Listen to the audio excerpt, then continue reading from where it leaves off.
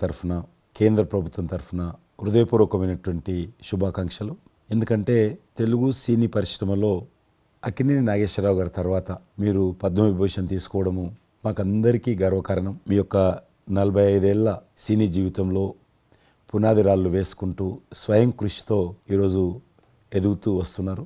ఎంతో కష్టపడి మీరు ఈ స్థాయికి చేరుకున్నటువంటి మీకు ఈరోజు కేంద్ర ప్రభుత్వం పద్మవిభూషణ్తో సన్మానించడము నిజంగా ప్రతి తెలుగు బిడ్డ గర్వపడాల్సినటువంటి అంశం అని నేను భావిస్తా ఉన్నాను. Thank you so much. Padma Vibhushan వచ్చిన ఈ సందర్భంలో మీరు అభినందించడానికి నా స్నేహితుడిగా చిరకాల మిత్రుడిగా మీరు రావటం అన్నది నాకు చాలా చాలా సంతోషం, మిక్కిలి ఆనందంగా ఉంది. అండ్ మీ ప్రేమని మీ అభిమానాన్ని ఆస్వాదిస్తున్నాను. Thank you so much. ఢిల్లీలో రాష్ట్రపతి చేతుల మీదుగా తీసుకుంటున్నారు కాబట్టి మేము దానికంటే ముందే మిమ్మల్ని కలవాలి, అభినందించాలనేటువంటి ఆలోచనతో ఈరోజు మీ దగ్గరికి రావడం జరిగింది. మోస్ట్ వెల్కమ్ అండి. దక్షిణ భారతదేశంలో రజనీకాంత్ గారు కానీ మీరు కానీ ఒక మంచి నైతిక విలువలతో కూడినటువంటి నటులుగా మంచి పేరు తెచ్చుకున్నారు. అంతేకాకుండా మన తెలుగు ఇండస్ట్రీస్కి వచ్చినప్పుడు తెలుగు ఇండస్ట్రీలో అప్పుడప్పుడు అనేక రకాల సమస్యలు వస్తుంటాయి, క్రైసిస్ వస్తూ ఉన్నప్పుడు ప్రభుత్వంతో కానీ మీ నటుల మధ్యలో కానీ సినిమా ఇండస్ట్రీ మధ్యలో కానీ వచ్చినప్పుడు సీనియర్ నటుడిగా మెగాస్టార్గా అందరినీ సమన్వయపరుస్తూ మరి ముందుకు తీసుకెళ్ళేటువంటి వారు. అలాంటి మీరు ఈరోజు మరి పద్మవిభూషణ్ రావడం అనేటువంటిది మరి అందరం సంతోషించాల్సిన అంశం అని నేను భావిస్తా ఉన్నాను. ఈ ఇండస్ట్రీ లేకపోతే మేము లేవండి. మా చదివిన చదువుకు కానీ మన బ్యాక్గ్రౌండ్కి కానీ ఏదో ఒక మారుమూల ఉద్యోగం చూసుకుంటూ ఉండాల్సిన వాళ్ళు ఈ రోజున ఇంత సెలబ్రిటీ స్టేటస్ కానీ ప్రపంచవ్యాప్తంగా ఎక్కడ మన వాళ్ళు ఉన్నా సరే అక్కడ గుర్తింపు కానివ్వండి, ఇవన్నీ రావటం అంటే కనుక కళామ తల్లి ఆ సినిమా ఇండస్ట్రీ నాకు పెట్టిన భిక్షగా నేను ఫీల్ అవుతుంటాను. ఆ ఇండస్ట్రీ లేకపోతే ఏం లేదు. అందుకని ఇలాంటి ఇండస్ట్రీకి ప్రత్యుపకారంగా నేను ఏం చేయాలి, నాకు ఇంత స్థానం ఇచ్చిన ఇండస్ట్రీకి తిరిగి నేను ఏమి ఇవ్వగలను అనేటటువంటి ఒక గ్రాటిట్యూడ్ నుంచి మొదలైంది. క్రైసిస్ వచ్చినప్పుడు నేనేదో నా భుజం కాయాలి, నా వంతు సహాయం చేయాలి అనే ఆలోచన. ఒక ఇంటికి పెద్ద బిడ్డగా పెద్ద కొడుకుగా ఆ ఇంటి కుటుంబ బాధ్యతలకి తన వంతు సహాయం ఎలా చేస్తాడో అలాగే నిర్వర్తించాలని ఉంటుంది. కానీ ప్రతిదానికి పెద్ద నేను అనేటువంటి బేషిజానికి మాత్రం పోవాలని కారణం ఒకటి అనుకుంటే మీరంటే అందరు యాక్సెప్టబిలిటీ ఉంటుంది. అది కూడా ఆ యాక్సెప్టబిలిటీ చిన్నవాళ్ళు కానీ పెద్దవాళ్ళు కానీ ఈ రంగం కానీ ఆ రంగం కానీ మీరు ఏదైనా ఒక మాట చెప్తే దాని మీద మీరు నిలబడతారు, మిగతా వాళ్ళు కూడా మీ మాట గౌరవం ఇస్తారు. అది కారణం నేను అనుకుంటాను. సినిమా రంగం నుంచి రాజకీయాలకు వచ్చి కూడా రాజకీయాలలో మీకంటూ ఒక ప్రత్యేక స్థానాన్ని సంపాదించుకున్నారు. మీరు కొత్త ఒరవడి రాజకీయాల్లో కూడా తీసుకురావడం జరిగింది. మీరు చేపట్టినటువంటి ప్రచార కార్యక్రమం కానీ మీకు వస్తున్నటువంటి స్పందన కానీ అద్భుతంగా మేమందరం ప్రతి కార్యక్రమాన్ని వేరే ప్రత్యామ్నాయ పార్టీలో ఉన్నప్పుడు కూడా మీ రాకను మేము గమనించే వాళ్ళము. మీరు చేస్తున్నటువంటి ప్రచారము కొత్త ఒరవడి మీరు అద్భుతంగా చేశారు. ప్రాంతాలకు అతీతంగా మీకు స్పందన లభించింది, చాలామంది గెలిచొచ్చారు. ఒక ఆర్టిస్ట్గా నేను మంచి స్థితిలో ఉన్నప్పుడు రాజకీయాల్లోకి వెళ్ళాల్సినటువంటి ఒక పరిస్థితులు నెలకొన్నాయి. ఆ సమయంలో నేను ప్రజలకి ఏదో చెయ్యాలనే తప్పనే ప్రధానం తప్ప ఎలాంటి పొజిషన్స్ ఏమిటి దీని మీద నాకు దృష్టి లేదు. ఎందుకంటే అన్నిటికీ మించినటువంటి ఉన్నతమైన స్థానాన్ని వాళ్ళ మనసులో వాళ్ళు ఇచ్చిన తర్వాత దానికి మించి నాకు ఏది కావాలి కోరిక లేదు నాకు. అయితే ఇదో చిన్న ఎత్తున మనకి తెలిసి మనకు అందుబాటులో ఉన్నటువంటి చారిటబుల్ ట్రస్ట్ ఇవి పెట్టి చేస్తాం, నేత్రదానం అని రక్తదానం అని చేస్తున్నాం. కానీ పెద్ద ఎత్తున చేసే అవకాశం భగవంతుడు ఇస్తే కనుక అది చిత్తశుద్ధితోటి నేను మనసావాచ కర్మేణ చెయ్యాలి అని ఆ రకంగా నా కృతజ్ఞత తీర్చుకోవాలని మాత్రం చూపించాలని మాత్రం నాకు ఎప్పుడు ఉంటుండేది. నాకు ఇప్పటికి జ్ఞాపకం ఉంటుంది. ఇది అంతకుముందు ఒకటే ఉండేది, ఇలాగ పెట్టినప్పుడల్లా ప్రతిసారి మీరే జ్ఞాపకం వస్తారు నాకు. ఎంత కీన్ అబ్జర్వేషన్. రాజకీయంగా ఉన్నప్పుడు మాత్రం నాకు ఎనలేని సంతృప్తి ఎక్కడ లభించిందంటే ముఖ్యంగా ఇప్పుడు తమరు చేస్తున్నటువంటి శాఖ ఉంది కదా టూరిజం, అది నేను మీకంటే కొంచెం ఒక స్టెప్ ముందుగా దాన్ని నేను అవి నిర్వర్తించినప్పుడు ఆ శాఖలో మంత్రిగా నాకు పొందినటువంటి అనుభూతి కానీ లభించిన సంతృప్తి కానీ అంతా ఇంత కాదు. ఆ రకంగా మాత్రం రాజకీయాలకు వస్తే ఇంత చేయొచ్చా అనేది మాత్రం నాకు సుస్పష్టంగా నాకు అనుభవపూర్వకంగా తెలిసొచ్చింది మంత్రిగా ఉన్నప్పుడు టూరిజానికి. అది అలా అలా వెళ్ళి ఆఖరికి ఒక కల్నరీ ఇన్స్టిట్యూట్ అనేది నాకు అవకాశం తిరుపతిలో నేను వెళ్ళాను. అద్భుతమైనటువంటి ఇన్స్టిట్యూట్ అది.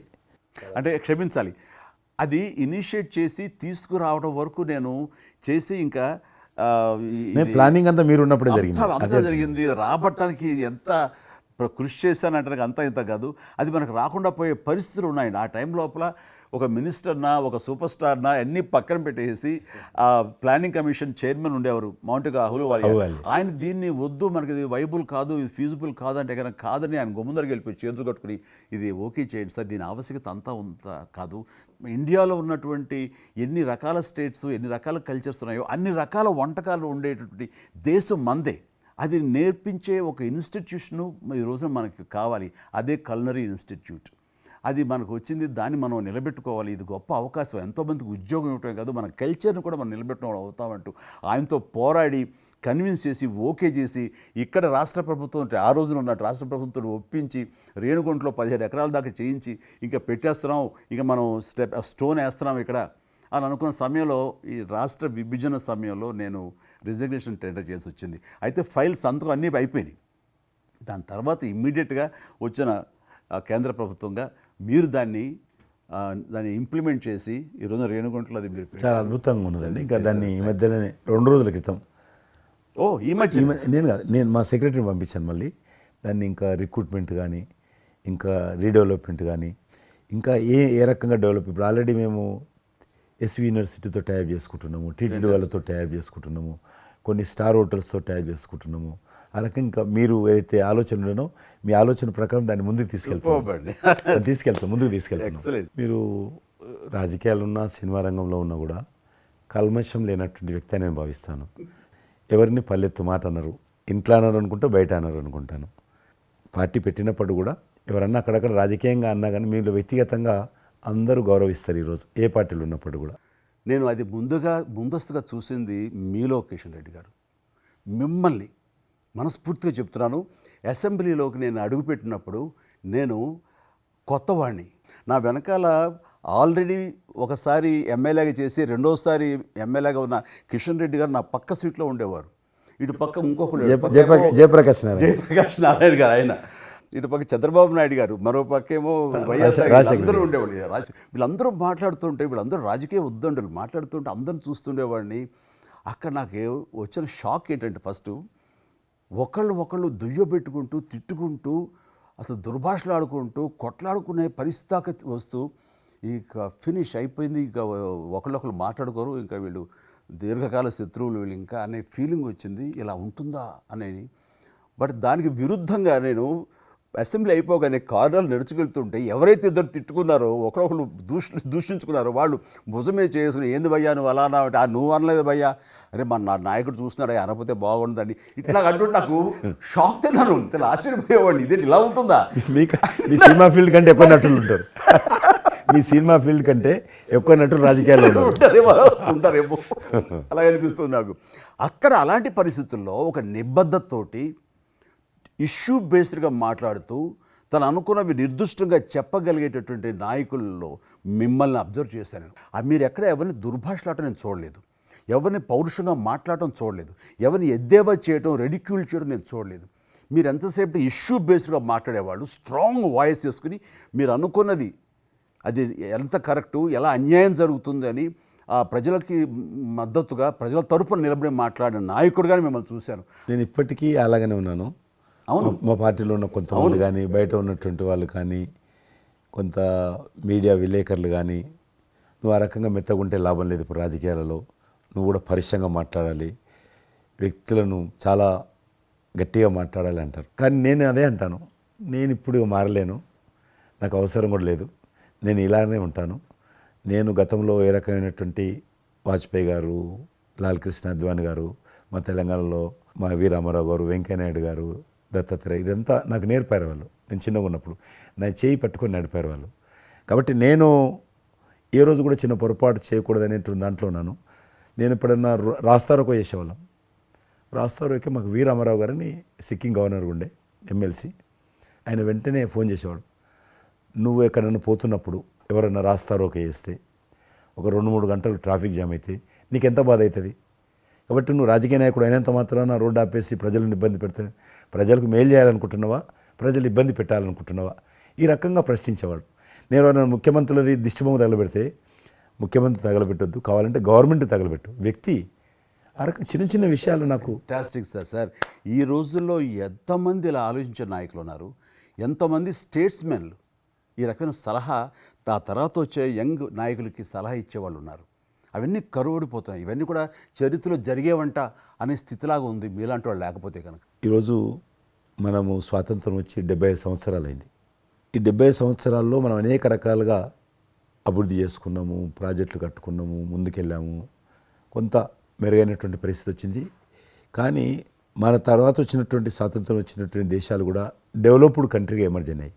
మనం ఇంకా డెవలపింగ్ కంట్రీ, అభివృద్ధి చెందిన దేశంగా ఎదగలేదు. కానీ దురదృష్టం ఏంటంటే మనకు టార్గెట్ పెట్టుకోలే, ఎప్పటి లోపల మనం లక్ష్యం చేరుకుందాం అనేది ఎక్కడ కూడా పెట్టుకోలేదు. ఇంకో 75 సంవత్సరాల తర్వాత ఇట్లనే ఉన్నాం అనుకో, ఇంకో 75 సంవత్సరాల తర్వాత కూడా వెనక తిరిగి చూస్తే మనం డెవలపింగ్ కంట్రీగా ఎమర్జ్ కాము. అందుకే ఈ మధ్యలో మన కేంద్ర ప్రభుత్వము ఒక టార్గెట్ పెట్టుకుంది. ఇప్పుడు కమింగ్ 25 ఇయర్స్ ప్రపంచంలో అత్యధికమైనటువంటి యూత్ పాపులేషన్ ఇండియాలో ఉంటుంది. ఎగ్జాక్ట్లీ. కాబట్టి ఈ 25 ఇయర్స్ అమృతకాలం అంటారు దీన్ని. ఎగ్జాక్ట్లీ. ప్రధానమంత్రి కూడా అప్పుడప్పుడు అంటుంటారు ఇది అమృతకాలం. కాబట్టి ఈ 25 ఇయర్స్ మన యూత్ కానీ ప్రతి ఒక్క ఫీల్డ్ కానీ మనము ఇప్పుడు సినిమా ఫీల్డ్ అందుకు సినిమా ఫీల్డ్ 2047లో ఏ రకంగా ఉండాలి, ప్రపంచాన్ని ఏ రకంగా డామినేట్ చేయాలి, అగ్రికల్చర్ ఏ రకంగా డామినేట్ చేయాలి, ఇండస్ట్రీ ఏ రకంగా డామినేట్ చేయాలి, ఎన్జిఓస్ ఏ రకంగా పనిచేయాలి, ఆర్థిక వ్యవస్థ ఏ రకంగా ఉండాలి, ఆ రకంగా ఎవరికి వారు 140 కోట్ల మంది మనం అనుకొని 2047 లోపల 100 సంవత్సరాల స్వాతంత్ర పండుగ జరుపుకుంటాము. ఆ రోజుకు మనం అభివృద్ధి చెందిన దేశంగా ఎదగాలి. ఇంకొక మాట అంటారు ప్రధానమంత్రి గారు, అప్పుడు ఏ పార్టీ ఉంటుందో అధికారం మనకు అనవసరం. అప్పుడు ఎర్రకోట నుంచి ఏ ప్రధానమంత్రి ఏ వ్యక్తి జాతీయ పతాకం ఆవిష్కరిస్తారో మనకు సంబంధం లేదు, ఎవరైనా ప్రజలు అనుకుంటారు. కానీ ఆ రోజుకు మన దేశం ప్రపంచంలో డెవలప్డ్ కంట్రీ స్థాయికి ఎదిగి 3, 4, 5 ఉంటే అట్లో మన దేశం ఉండాలి అనేది అని ఈరోజు మనం అందరం ఒక లక్ష్యంగా పెట్టుకొని ముందుకెళ్తే యూత్ ఏదైతే అంటున్నారో మీరు, ఆ యూత్ కూడా మరి వాళ్ళ జీవితం సాఫల్యం చెందినట్టు అవుతుంది. ఇప్పుడు డెవలప్డ్ కంట్రీస్లో మనది ఆర్థికంగా చూసుకుంటే కనుక ఆర్థిక వ్యవస్థగా మనది 5వ కంట్రీగా డెవలప్ అయింది. లార్జెస్ట్ ఎకానమీ ఈ మధ్య కాలంలో, ఈ మధ్య సంవత్సరాల్లో, ఒక దశాబ్ద కాలం లోపల. ఇప్పుడు వచ్చే 5 సంవత్సరాల్లో మనం థర్డ్ ప్లేస్ చేరుతాం. ఇప్పుడు యూకే లాంటి మనల్ని పరిపాలించి ఆక్రమించుకొని పరిపాలించినటువంటి బ్రిటన్ కూడా వెనకకి నెట్టేసి 5వ స్థానానికి వచ్చేసాం. వచ్చేటువంటి 5 సంవత్సరాల్లో ఖచ్చితంగా మనం 3వ స్థానంలోకి లార్జెస్ట్ ఎకానమీ కంట్రీగా మనం ఎమర్జ్ అవుతాం. 100%. అవన్నీ ఇప్పుడు జరుగుతున్నటువంటి ఈ యొక్క డెవలప్మెంట్స్, ఈ ఆర్థిక సంస్కరణలు ఇవన్నీ చూస్తుంటే ఖచ్చితంగా ఆ రోజు ఎంతో దూరం లేదు మీరు చెప్పినట్లుగా. మీ తెలిసి మధ్యలో G20 సమావేశాలు నిర్వహించినప్పుడు నేను మీతోటే మాట్లాడాను. శ్రీనగర్ అంటే ఎట్లా ఉండను పరిస్థితి తెలుసు. ఈ టూరిజం మినిస్ట్రీకి 4 మీటింగ్లు అవుతాయి. ఒక మీటింగ్ అక్కడ పెట్టాలని నిర్ణయించుకున్నప్పుడు ప్రధానమంత్రి అన్నారు, సినిమా ఫీల్డ్ మీద చర్చించండి, ఎందుకంటే సినిమా ఫీల్డ్ ఎక్కువగా షూటింగ్లు చేసేవాళ్ళు. మేము చిన్నగా ఉన్నప్పుడు జమ్మూ కాశ్మీర్ వెళ్ళలేదు ఎవరం కూడా, కానీ దేశంలో ఉన్నటువంటి కోట్లాది మంది కాశ్మీర్ అందాలను చూశారు సినిమాల కారణంగా. ఎవరు పోలేదు అక్కడికి, కానీ చూశారు. కాబట్టి ఆ సినిమా ఫీల్డ్కి సంబంధించినటువంటి సెషన్ పెట్టాలి మీరని చెప్పి ప్రధానమంత్రి గారు చెప్పి ఆయన ఆదేశించిన తర్వాత ఈ సినిమా ఫీల్డ్కి సంబంధించి అన్ని దేశాలకు సంబంధించినటువంటి ప్రముఖులందరినీ కూడా ఆహ్వానించాం. అప్పుడు మేము మీటింగ్ పెట్టాలంటే పాకిస్తాన్ అన్ని దేశాలకు లెటర్స్ రాసింది, చైనా లెటర్స్ రాసింది, టెర్రరిస్ట్ ఆర్గనైజేషన్స్ అన్నీ కూడా హెచ్చరించాయి. జమ్మూ కాశ్మీర్కి వస్తే, Kashmir is a disputed place అది, కాబట్టి ఎవరు రావద్దు, వస్తే మాత్రము ఏమైనా అవుతే మాకు సంబంధం లేదని పాకిస్తాన్ కూడా అందరూ హెచ్చరించారు. బట్ ప్రైమ్ మినిస్టర్ చెప్పాడు, ఎట్టి పరిస్థితుల్లో మీటింగ్ పెట్టి తీరాలి, నువ్వు నాకు అనవసరం, నీకేం కావాలో నేను అన్ని ఏర్పాటు చేస్తాను. ఆ తర్వాత నేను మీతో మాట్లాడి ఆ రోజు అప్పుడే కాశ్మీరు అనగానే మీరు కాశ్మీరు లోయల్లో కన్యాకుమారి ఇలాంటి సాంగ్స్ ఎన్నో మాకు గుర్తుకొచ్చినాయి. అలాంటిది మళ్ళీ మీరు మీ పార్టిసిపేషన్ ఉంటే బాగుంటుంది అనుకున్నప్పుడు ఆ టైంలో నేను రాలేని పరిస్థితిలో రామ్ చరణ్ వస్తే బాగుంటుంది, అతను RRR సినిమా ఆస్కార్ అవార్డు తోటి తను మంచి ఆస్కార్ అవార్డు వచ్చింది, బాగుంటుంది, ప్రధానమంత్రి గారు చెప్పాను. అప్పుడు అందరూ ఫారినర్స్ డెలిగేట్స్ అందరూ కూడా ఏ సినిమా సాంగ్ అది నాటు సినిమా డాన్స్ చేశారు అక్కడ. ఎవరు మన కొరియన్ మినిస్టర్.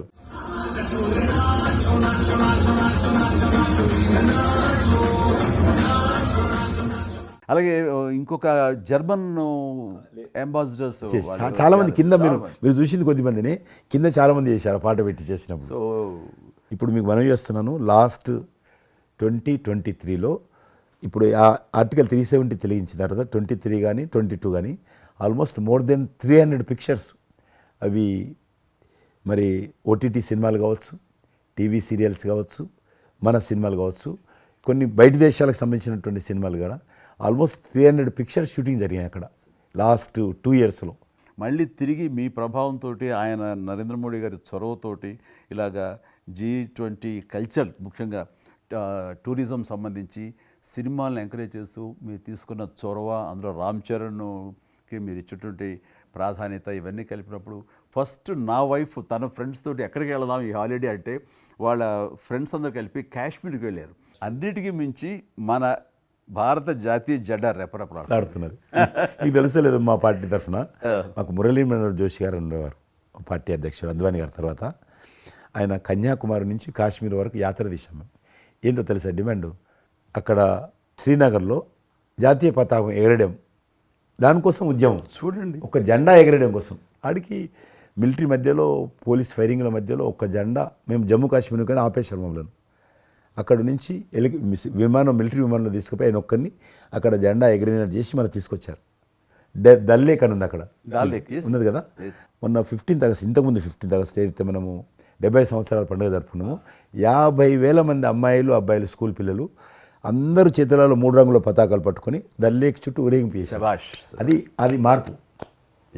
ఇంకొకటి నాకు సంతోషం ఏంటంటే, మీరు రాజకీయాలకు రాకముందే మీకంటూ ఒక ప్రత్యేక స్థానం సర్వీస్ యాక్టివిటీలు, చిరంజీవి చారిటబుల్ ట్రస్ట్ చాలా పెద్ద ఎత్తున చేయడం అనేటువంటిది నిజంగా అది చాలామందికి ఆదర్శమైంది. మిమ్మల్ని చూసిన తర్వాత చిరంజీవి గారు పెట్టిన అంత పెద్ద నటు పెట్టడం మనం చేయకూడదని వాళ్ళ స్థాయిలో పెట్టినటువంటి చాలా సంస్థలు మీ నుంచి స్ఫూర్తి తీసుకొని పెట్టారనేది నాకు తెలిసిన వాళ్ళు కూడా చాలామంది చెప్పారు. కాబట్టి అది గొప్ప విషయం. మీకు ఎందుకు వచ్చింది ఐడియా? అది ఏదైనా సరే ముందు మన మనసులో తిరిగి ప్రత్యుపకారంగా ఏదైనా చెయ్యాలి అనే భావం ఒకటి ఉంటేనండి, అవకాశాలు ఎదురుగా ఉంటాయండి మన ఎదురుగా. అలా చూసినప్పుడు ఆ టైంలో రక్తం దొరకక చనిపోయే వాళ్ళు చాలామంది ఉన్నారు. అది గర్భస్రావంతో, డెలివరీ సమయంలో, యాక్సిడెంట్ సమయంలో కొంతమంది క్షతగాతులు, అట్లాగా లుకేమియా కానివ్వండి, క్యాన్సర్ కానివ్వండి, ఇలాంటివి తలసేమియా కానివ్వండి, ఇలాంటి చాలామంది ఉన్నారు.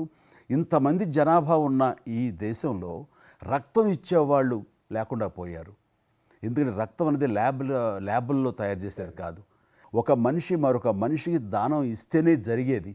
సో ఆ మాత్రం ఆల్టర్నేటివ్ లేదు, ప్రత్యామ్నాయం లేదు. సో ఇది కేవలం మంచి మనసుతోటి ఉండేవాళ్ళు ఇచ్చేదే. వాళ్ళు మోటివేట్ చేయాలంటూ నేను ఏం చేస్తానంటే, నా ఫ్యాన్స్ని ఫస్ట్ మోటివేట్ చేద్దామని దీని ఆవశ్యకత చెప్పడం కోసంగా షార్ట్ ఫిల్మ్స్ కానివ్వండి, ఎక్కడ పెడితే అక్కడ నేను ఇవ్వటం మొదలుపెట్టేసరికి ఈ రోజున రక్తం ఇవ్వటం కోసంగా ముమ్మరంగా ముందుకు రాగలుగుతున్నారు అంటే దాన్ని ఇనిషియేట్ చేసింది, దానికి ముందస్తుగా దాన్ని మోటివేట్ చేసింది నేను అని చెప్పుకోవడానికి నాకు గొప్ప విషయం అండి. కానీ మీరు ఒక ఉద్యమంలాగా తయారు చేశారు దాన్ని, ఒక మూమెంట్ లాగా తయారు చేసి మిషన్కి hats off to my fans and motivate అయిన ధర్మాత్ములు, మంచి మనసు ఉన్న వాళ్ళు ఎంతోమంది ముందుకు వచ్చారు. వాళ్ళందరికీ కూడా ఈ సందర్భంగా చేతులెత్తి నమస్కరిస్తాను. ఇక్కడ మీ గురించి నేను ఇంకోటి విన్నాను, మీరు ఏదైతే నా సేవా కార్యక్రమాల గురించి మీరు ప్రస్తావించారో అదే సమయంలో నేను కోవిడ్లో కూడా నేను కొంచెం యాక్టివ్గా ఉండి మా కార్మికులకి సంబంధించి 3 నెలల పాటు 4 నెలల పాటు నా మిత్రుల సహకారంతో నేను కొంత అమౌంట్ తోటి సినిమా ఫీల్డ్లో పనిచేస్తున్నటువంటి బాయ్, ఆఫీస్ బాయ్ నుంచి మొదలు పెడితే టెక్నీషియన్స్ వరకు కూడా మీరు చాలా పెద్ద ఎత్తున చాలా మందికి నేను గ్రాసరీస్ ఇవ్వగలిగాను, వాళ్ళకి బయటికి రాని పరిస్థితిలో. బట్ అదే పరిస్థితిలో మీరు దేశవ్యాప్తంగా, మీరు ముఖ్యం ఇక్కడ మన రాష్ట్రానికి సంబంధించి తెలంగాణలో మీరు ఫ్రంట్ లైన్లో ఉండి ప్రతి వాళ్ళని పరామర్శిస్తూ, ప్రతి హాస్పిటల్కి వెళుతూ, ఎవరైతే ఆ రోజున ఫ్రంట్ లైన్ హీరోస్ ఉన్నారో వాళ్ళందరినీ పరామర్శిస్తూ మీరు అద్భుతంగా పెద్ద ఎత్తున చేశారు. అదే కాకుండా మన ఇండియా లెవెల్లో మీరు corona command control room, corona command control room మీకు మీ ఆధ్వర్యంలో జరిగింది.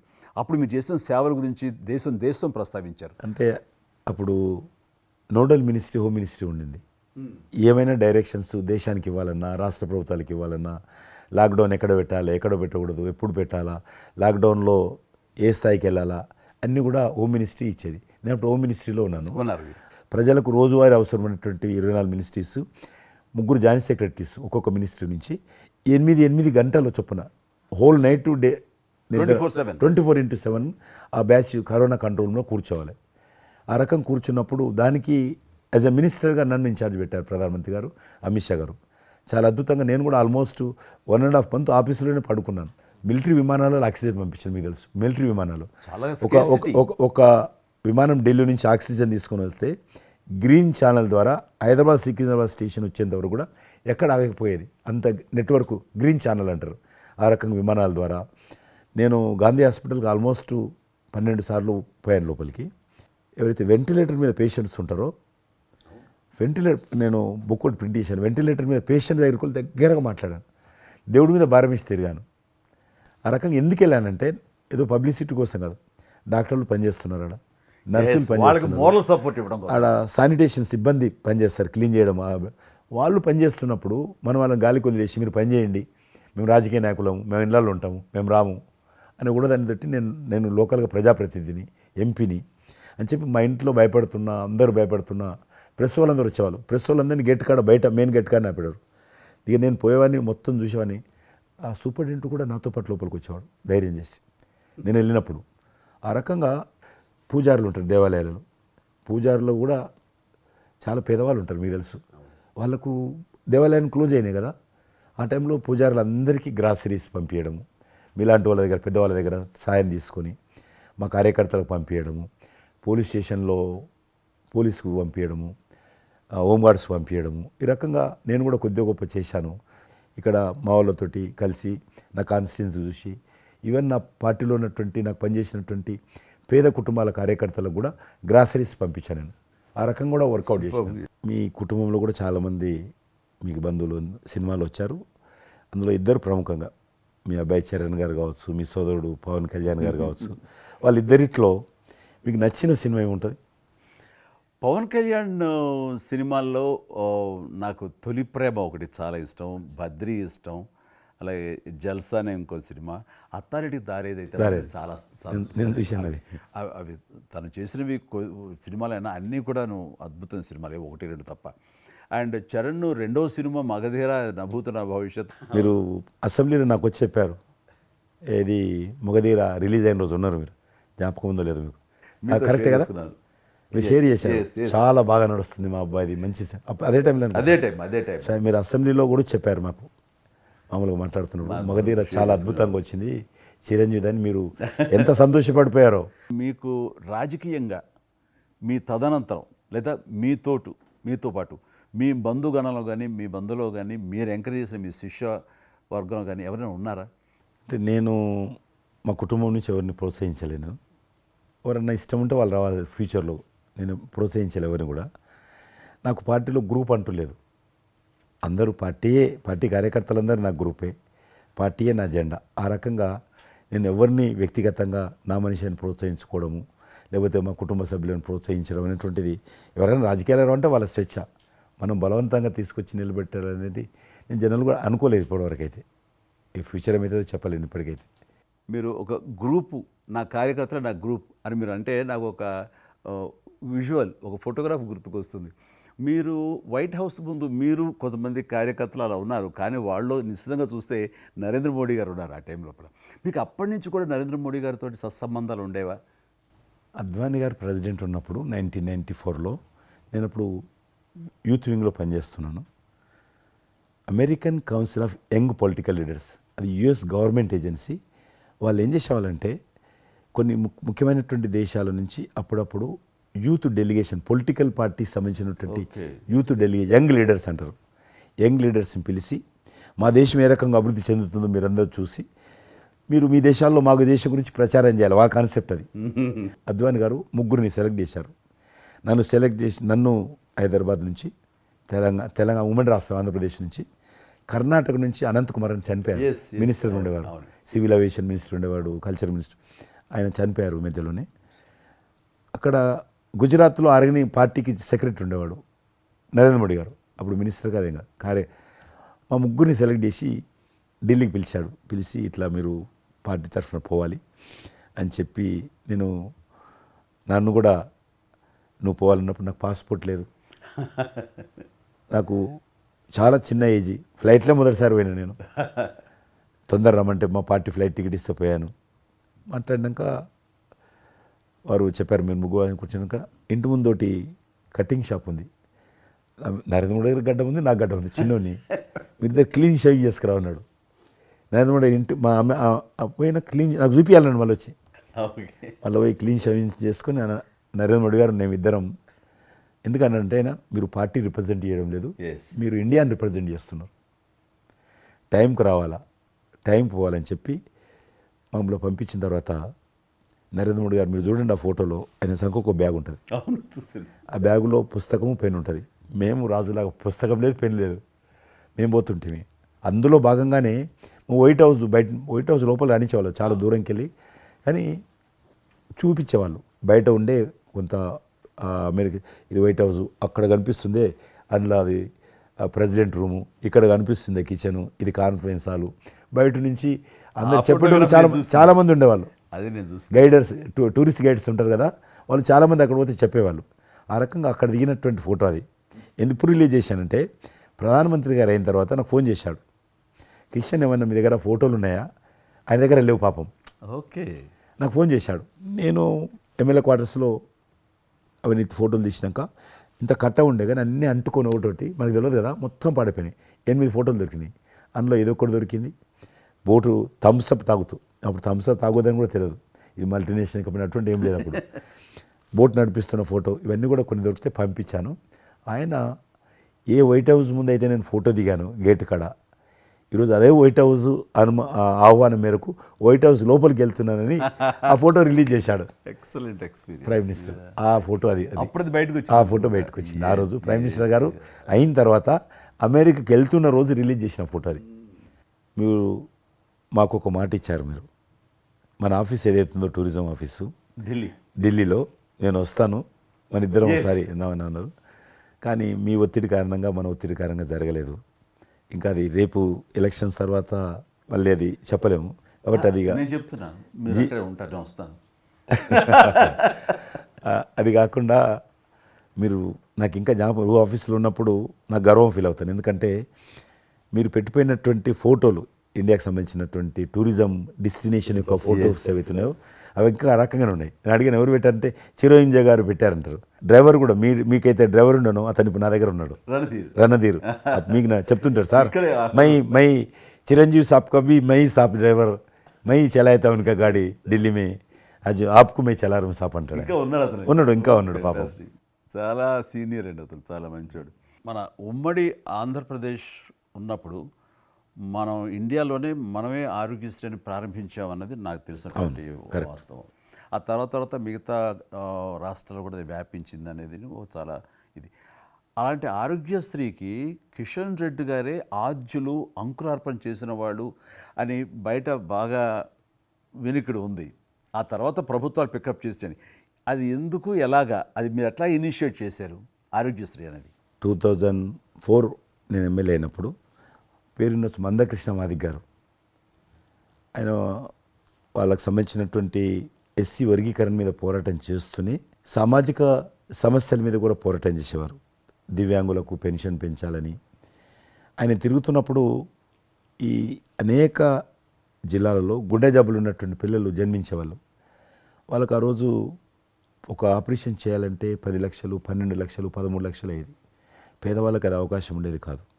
చాలామంది చనిపోయేవాళ్ళు కూడా. అప్పుడు రాజశేఖర రెడ్డి గారు ముఖ్యమంత్రిగా ఉన్నారు. మేము ట్యాంక్ బండ్ కింద అంబేద్కర్ భవన్ ఉంది, అక్కడ మీటింగ్ పెట్టుకున్నాము. ఒక 3000 మంది పసిపిల్లలు వాళ్ళ తల్లిదండ్రులు వచ్చారు. మీటింగ్ అయినాక ఆ మీటింగ్లోనే ఒక అబ్బాయి చనిపోయాడు. ఇప్పుడు ఏం చేయాలి సేమ్ అబ్బాయి అంతే వచ్చాడు, చిన్న పసిబాబు అందే వచ్చాడు, అబ్బాయి చనిపోయాడు. మేము ఏం చేసినాం, నేను మందకృష్ణ గారు కలిసి, నేను కూడా ఉద్యమానికి వెళ్ళాను. ఆ అబ్బాయి డెడ్ బాడీ పట్టుకొని అంబేద్కర్ ట్యాంక్ బండ్ నుంచి అంబేద్కర్ విగ్రహం దగ్గరకు వచ్చాం. మాతో పాటు ఆ పసిపిల్లలందరినీ తీసుకొచ్చాం. 3000 మంది పసిపిల్లలు అంబేద్కర్ విగ్రహం ట్యాంక్ బండ్ దగ్గర అంబేద్కర్ విగ్రహం మొత్తం ఆ పిల్లలు వాళ్ళ తల్లిదండ్రులు కూర్చున్నాం, డెడ్ బాడీ పెట్టుకొని కూర్చున్నాం. ఎట్టి పరిస్థితుల్లో రాష్ట్ర ప్రభుత్వము వీళ్ళందరూ కూడా ఉచితంగా చిన్నపిల్లలందరూ కూడా ఆపరేషన్ చేయించాలి, ప్రైవేట్ హాస్పిటల్లో కానీ ఎక్కడైనా వాళ్ళ ఇష్టం చేయించాలి, వీళ్ళ ప్రాణాలు కాపాడాలని డిమాండ్ తోటి కూర్చున్నాం. 11 గంటలకు కూర్చున్న తర్వాత రాజశేఖర రెడ్డి గారు దురదృష్టం ఆ రోజు ఢిల్లీకి వెళ్ళిపోయాడు, ఢిల్లీలో ఉన్నాడు. బట్ ఢిల్లీ నుంచే ఫోన్లో మాట్లాడాడు ఆయన. మాట్లాడి నేను తర్వాత ఆలోచిస్తాం, మీరు అట్లా చేయొద్దు, ఎందుకంటే మమ్మల్ని లాఠీ చేయడానికి వీలేదు, పసిపిల్లలు, గుండె జబ్బులు ఉన్న పిల్లలు, మమ్మల్ని నెట్టేయడానికి వీలేదు పోలీసులో కూడా విచిత్రమైన పరిస్థితి, ఆందోళన, ఉద్యమం చేస్తున్నాం మేము, చాలా డెడ్ బాడీ పెట్టుకొని ఉన్నాం, ఏం చేయాలో పోలీసులకు తోచది. ముఖ్యమంత్రి గారు అన్నప్పుడు రాజశేఖర్ గారు మా మెడ మీద కత్తి పెట్టి మీరు ఈ రకంగా దబాయిస్తున్నారు, ఏమని అనుకోండి సార్, మీరు కృష్ణ గారు చాలా గట్టిగా ఉన్నారు, ఏమని అనుకోండి, మీరు ఎట్టి పరిస్థితుల్లో ఇది చేయాలని చెప్పి మేమిద్దరం కదలాలి.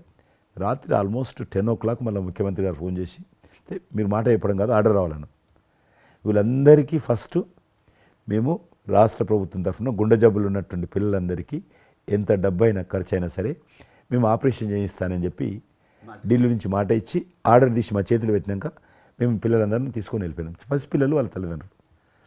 ఆ తర్వాత మళ్ళీ ముఖ్యమంత్రి గారు వచ్చిన తర్వాత మళ్ళీ మీటింగ్ పిలిచాడు మమ్మల్ని, పిలిచి ఈ రకంగా చేయడం తప్పు, మీరు నన్ను బెదిరించారు, బ్లాక్మెయిల్ చేశారు, ఆర్డర్ చేశారు, ఏమని అనుకోసారి మేము ప్రజల పిల్లల ప్రాణాలు కాపాడడం కోసం చేశాం తప్ప మీకు వ్యతిరేకంగా కాదు, ఇంకొకరు కాదు. అందులో బాబు చనిపోయాడు. తర్వాత ముఖ్యమంత్రి ఆలోచన చేసి డాక్టర్లను పిలిచి ఎట్లా చేద్దాము, అప్పుడు సర్వే చేయించాడు.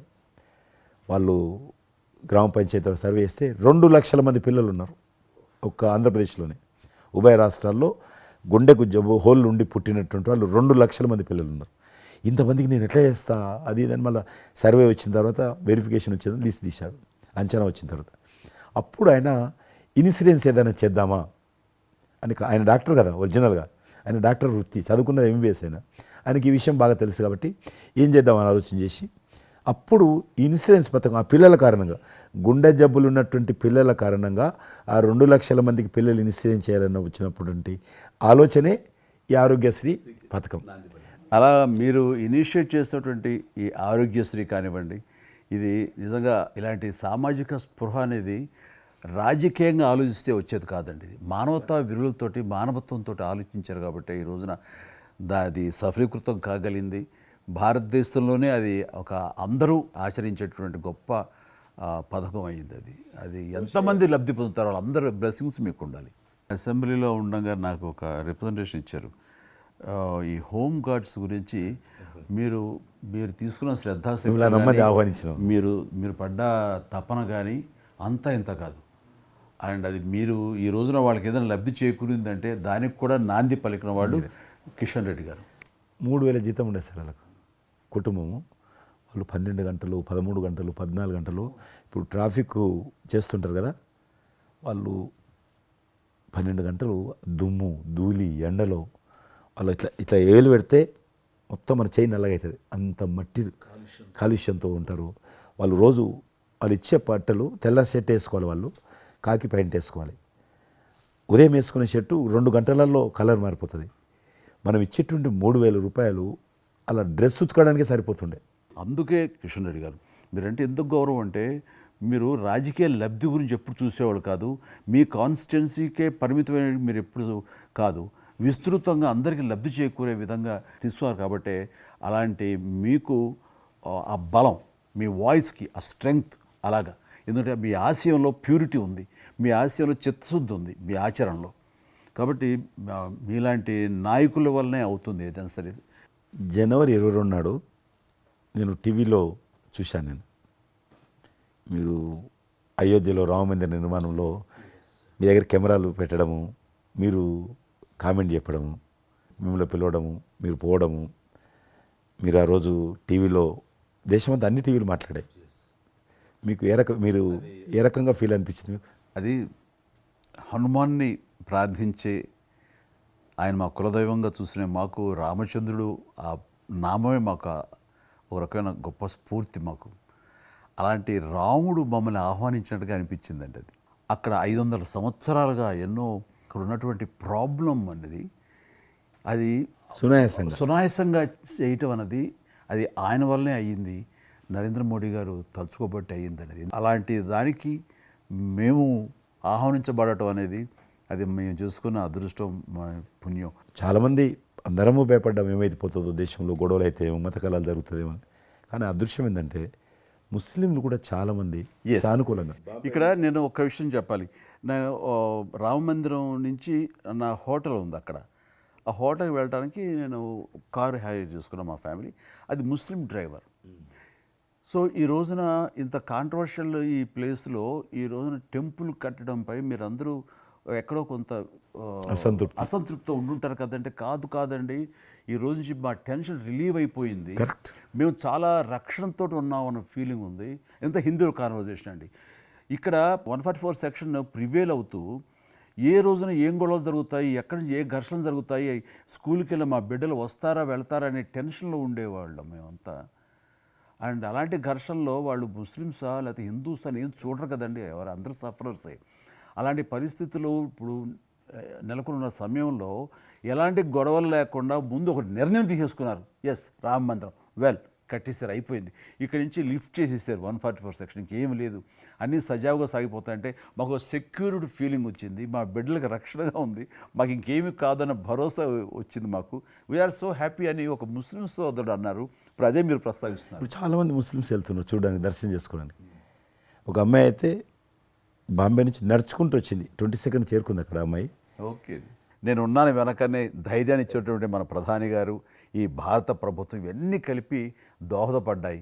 అందుకని ఆయన ఒక మాట అన్నారు అయోధ్య టైంలో, మొన్నటిదాకా టెంట్లో రావుని చూసాం, ఇంకా రావుడికి ఆ పరిస్థితి లేదు, ఆయన ఒక పర్మనెంట్ స్ట్రక్చర్లో ఉంటాడు అని అన్నప్పుడు అందరూ మంచి రెస్పాన్స్ ఇచ్చారు, బాగా రెస్పాండ్ అయ్యారు.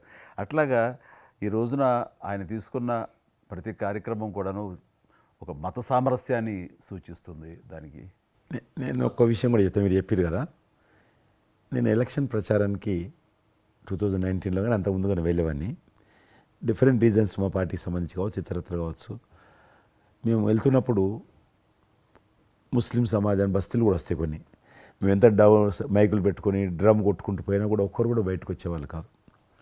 ఇప్పుడు పరిస్థితి త్రిపుల్ తలాక్ అని ఒకటి ఉండేది, అది ముస్లింలో ఒక సాంప్రదాయం. అది ఏదైనా భర్త కోపం వచ్చినా 3 సార్లు తలాక్ అంటే ఆడబిడ్డ ఇంటి నుంచి వెళ్ళిపోవాలి. 3 సార్లు అంటే తలాక్ అంటే వెళ్ళిపోవాలి.